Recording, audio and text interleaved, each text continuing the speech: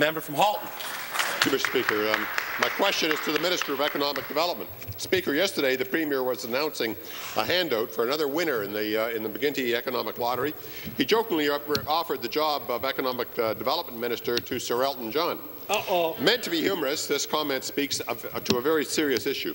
That is, this Premier and his government do not understand the critical role of the Ministry of Economic Development and Trade. Economic development sets a framework for Ontario's competitiveness, productivity, and ultimately the prosperity of the private sector. But this Premier, Mr. Speaker, is using Ministry for photo ops and the ground announcements with celebrities. Premier, why do you treat economic development like a personal plaything? When will you stop working for yourself and start working for the people of Ontario? Speaker, a couple of things. I know that the member opposite is not recommending that any of us give up our sense of humour notwithstanding difficult times. And the other thing I'm asking him to recognize that the announcement yesterday was about 265 Ontario jobs. That's right. Ontario taxpayers came to the table with $22 million.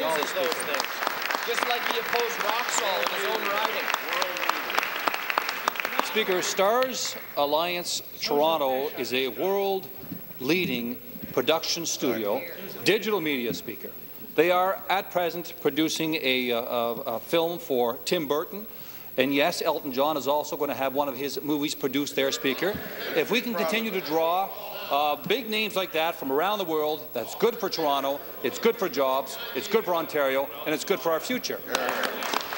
The member from Durham. Yes, Premier, it's very clear with your response yesterday that you're somewhat disconnected from economic reality. You're sort of like Elton John, the Rocket Man song where you're on another planet. And you're right. Starz Animation is a wonderful company, and it's great to have Elton John involved. But, the Premier, this is very important. There are other studios, and you've just really got rid of all of them. You've given Starz a $23 million lead on the competition. So you're busy picking winners and losers. That's the issue here. The government, we don't think in the opposition, Premier, that there are losers. What we're saying is you've got to provide a level playing field for all the companies. We applaud competition. We applaud innovation. Premier, what is your plan for the other companies that you've just put out of business? Premier. Well, Speaker, a few things.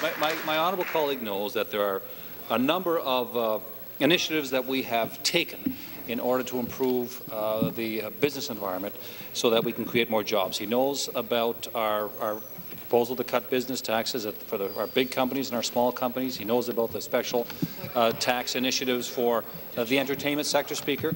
And I'm not sure whether he's telling me that we should not have participated in this venture with Starz Animation here in Toronto, or whether he feels that somehow we've cut off others, Speaker, because the fact is we have a great program. It's the Next Generation of Jobs Fund.